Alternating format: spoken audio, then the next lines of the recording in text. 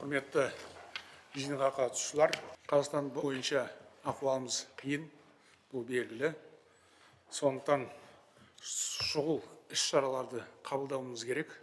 Бұл өте қажет нәрсе, себебі Қазақстанға шабуыл жасаған күштер шын мәнінде нағыз террористік күштер болып табылады. Соған байланысты біз контртеррор операциясын жүргізіп, оларға террористерге қарсы тойтарыс беруіміз керек. Я возглавляю штаб контртеррористический. Статистику теракта, которые учинили бандиты, настоящие террористы, нам хорошо известно. Они бесчинствуют в настоящее время в Алмате, в других городах, захватывают здания инфраструктуры и, самое главное, захватывают помещения, где находится стрелковое оружие. Ведут бои с курсантами училищ. В настоящее время идет бой под Алматой с воздушно-десантным подразделением Министерства обороны, упорный бой.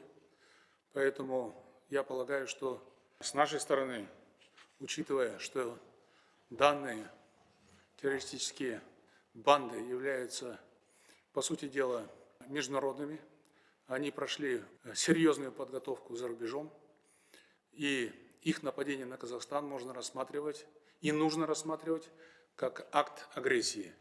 В связи с этим, полагаясь на договор о коллективной безопасности, я сегодня обратился к главам государств ОДКБ оказать помощь Казахстану в преодолении этой террористической угрозы. На самом деле это уже не угроза, на самом деле это подрыв целостности государства, и самое главное, это нападение на наших граждан, которые просят меня, как главу государства, в срочном порядке оказать им помощь.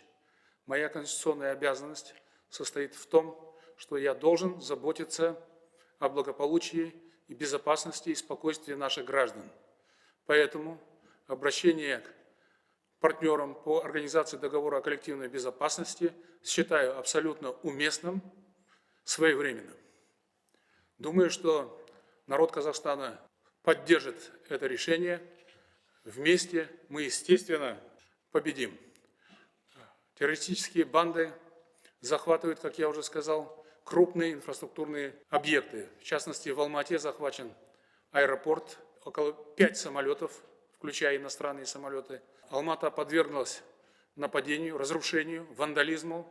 Жители Алматы страдают, не то что страдают, они стали жертвами нападения террористов, бандитов.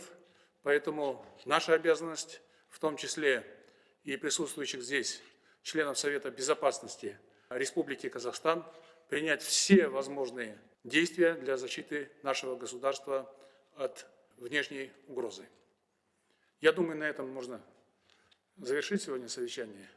И приступайте к работе. Будем, как говорится, надеяться на то, что все обойдется. Обращаясь к гражданам Казахстана, будь то это жители столицы, жители Алматы, других городов, которые стали жертвой агрессии террористов, я хочу заверить вас в том, что сделаю все возможное как президент Республики Казахстан для защиты ваших интересов, жизненных интересов. И думаю, что мы вместе одержим победу. Это очень сложная страница в истории нашего государства. Многие вещи предстоят изучить. Каким образом, почему это случилось? Но главное сейчас защитить нашу страну, защитить наших граждан.